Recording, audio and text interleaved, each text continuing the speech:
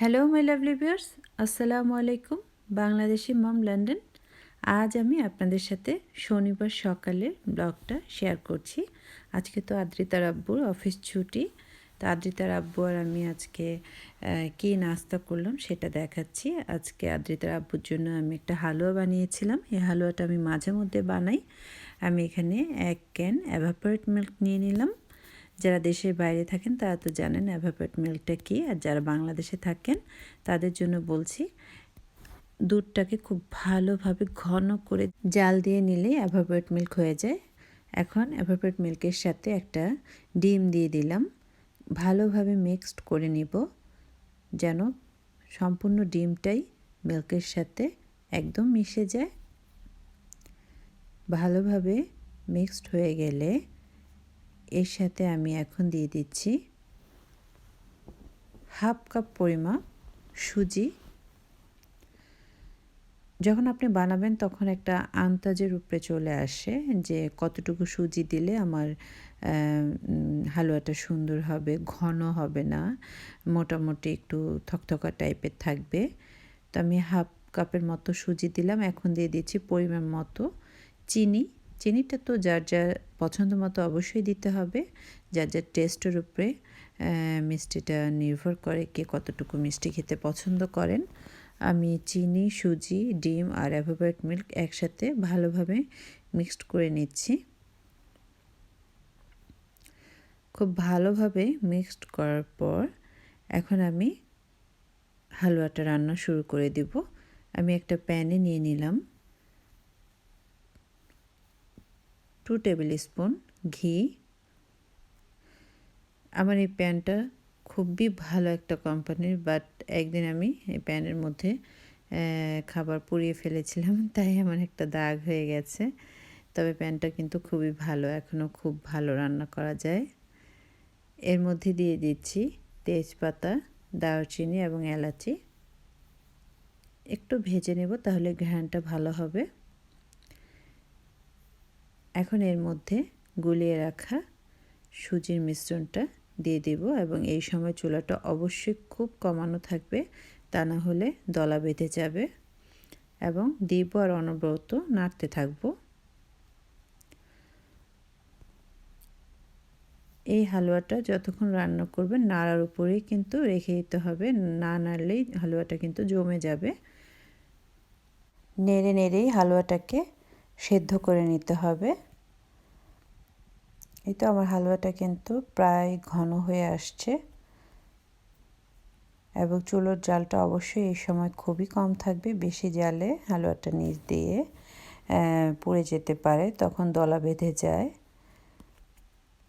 এই তো আরও কিছুক্ষণ নাড়ার পর হালুয়াটা পুরোপুরি হয়ে যাবে।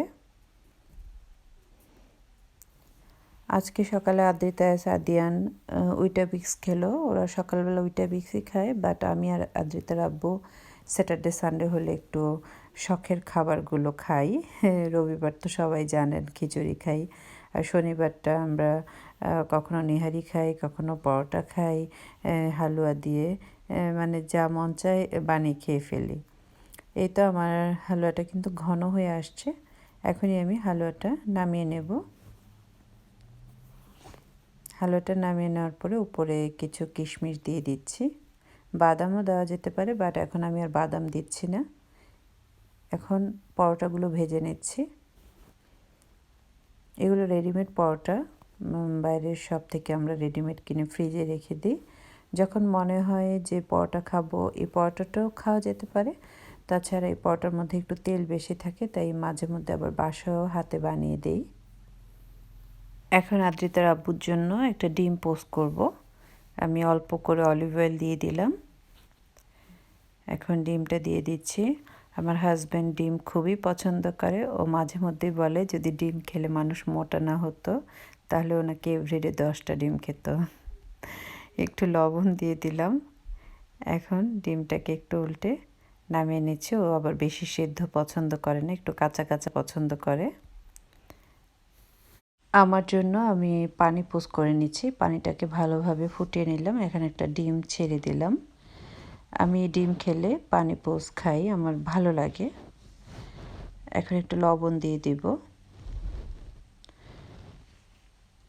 এখন ডিমটা আমি আরেকটু ভালোভাবে হয়ে আসলে দেন নামিয়ে নেব। নাস্তাগুলো সব টেবিলে দিয়ে দিলাম। এখন আমরা খাওয়া শুরু করে দিয়েছি। আদ্রিতার আব্বু সকালের নাস্তাটা খুব পছন্দ করে, এজন্য সবসময় ওর সবজি আমি রান্না করে রাখি। আর হালুয়াটা এতই মজা হয়েছিল, আমরা কিন্তু প্রায় হাফ খেয়ে ফেলেছি। তো আজকে আদ্রিতার আব্বু ভাবলো সে দুধ চা খাবে, তাই আমি লো ফ্যাট মিল্ক দিয়ে দুধ চা বানিয়ে দিচ্ছি। আর এই মিল্কটা আদিয়ানের স্কুল থেকে দেওয়া হয়।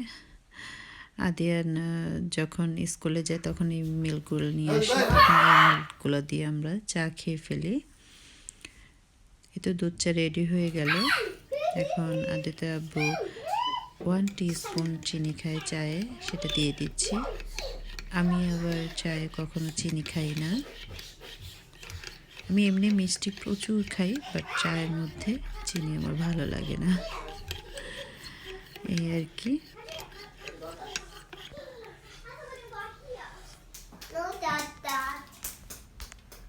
Thank you.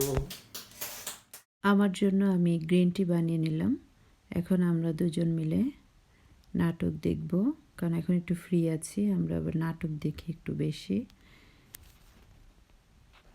এই নাটকগুলো খুব ভালো লাগে, আর এই নাটকটা আমার খুবই ফেভারিট। এই নাটকটা এ পর্যন্ত আমি অনেকবার দেখেছি, আমার খুবই ভালো লাগে এই নাটকটা দেখতে। তো আদিয়ান এসে বলছে যে সে এখন মানে গোসল করবে, যে ড্যাডি বাথটাব ফুল করে দাও। বললো যে আমাদের বাথটাব ফুল করে দাও, বাথটাব রেডি করে দিয়ে আদিয়ান তার পাপা পিক সেট নিয়ে গোসল করতে নিয়েছে, ওরা তাই করে। আজ ব্লগ এ পর্যন্তই। সবাই খুব ভালো থাকবেন আর আমাদের জন্য দোয়া করবেন, আর আপনাদের জন্য আমার তরফ থেকে রইল অনেক দোয়া এবং অফুরন্ত ভালোবাসা।